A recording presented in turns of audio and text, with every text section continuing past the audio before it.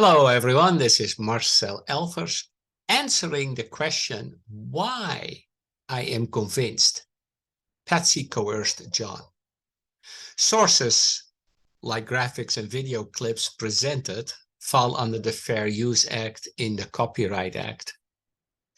I am the author of Handwriting Analysis Principles, available on Amazon, and also the author of JonBenet, the final chapter.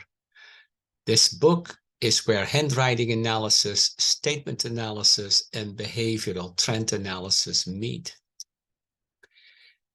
Patsy wrote the note. There is no doubt, because as a questioned document examiner, there is overwhelming evidence she did.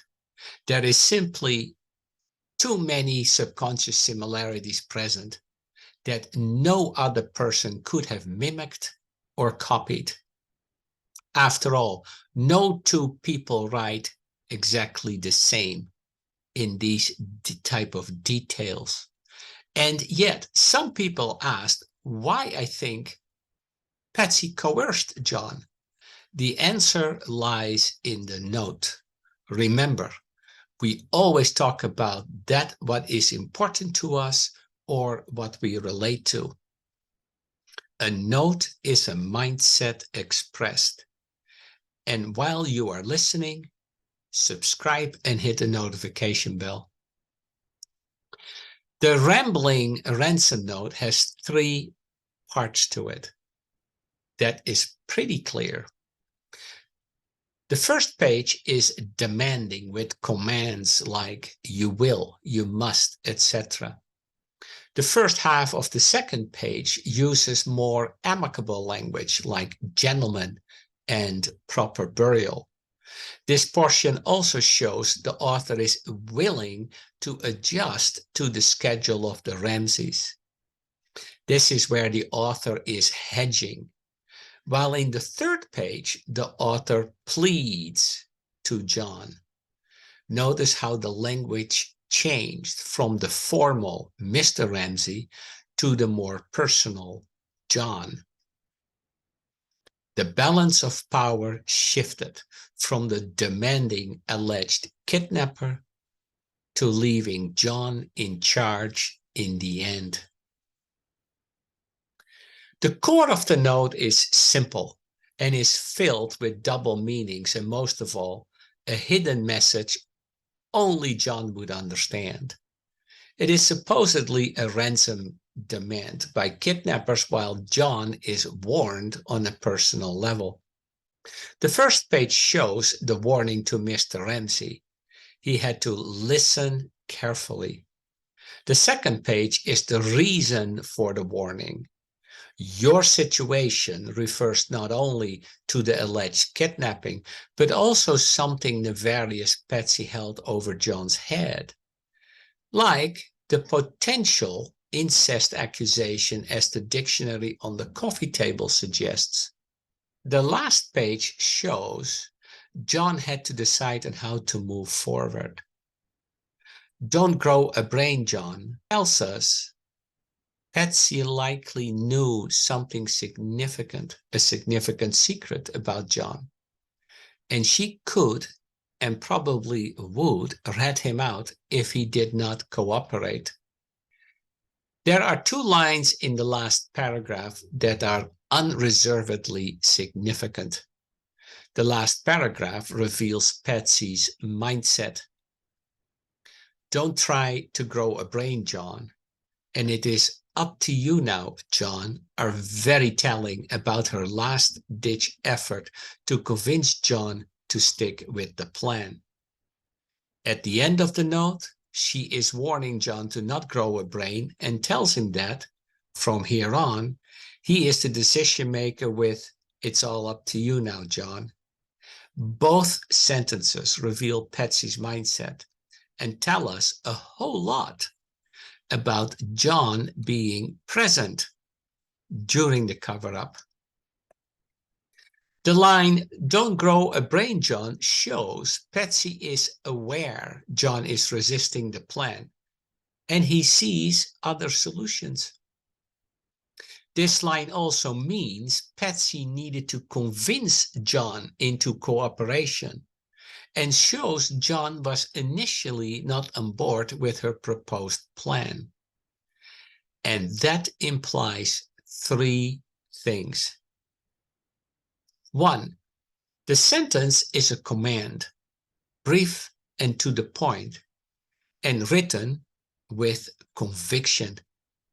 It shows there is no doubt in Patsy's mind John is resisting, and that in and by itself tells us he was present. Patsy could not know John resisted unless he was present.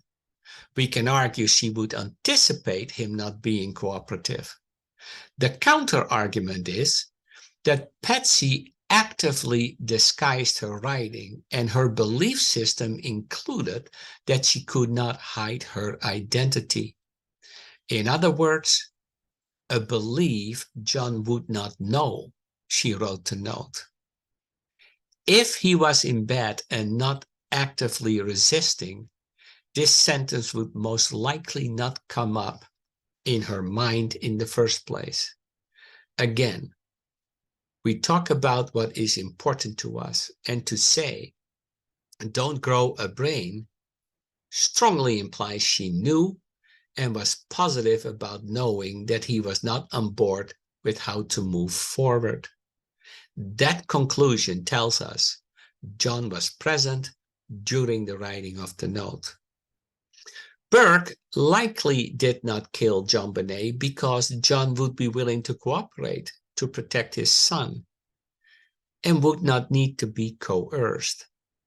Of course, after they lawyered up the following day, and they would have heard Burke could not be charged as a 9-year-old, they would have weighed their options and likely come clean anyway. Third, John certainly did not kill JonBenet because he would have been extremely motivated to cover it up. Therefore, the line, "Don't grow a brain, John," is one of the most telling sentences in the ransom note and points to Patsy. The very last sentence, "It's up to you now, John," including the exclamation mark for emphasis, shows Patsy knew she could not control John moving forward. She knew he could change his mind, and this line reaffirms John was not on board with the plan. It shows Patsy's belief system that John, who during the night resisted and despite his doubts went along with the plan, could easily change his mind and inform law enforcement. Patsy knew John could spill the beans. And that draws our attention to not only did Patsy coerce John into cooperation, JonBenet's demise was likely accidental. After all, John's cooperation suggests that Patsy had no intent to murder their daughter. If the murder was intentional, it is highly unlikely John would be cooperative if Patsy killed John willfully, deliberately, and intentionally. John would have been more worried about his son Burke being in the presence of Patsy.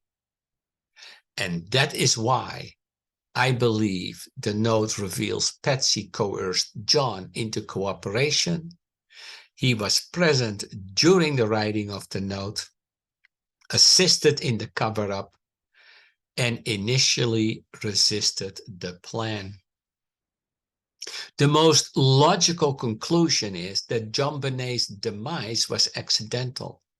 She was struck by Patsy, and John was motivated enough to cooperate.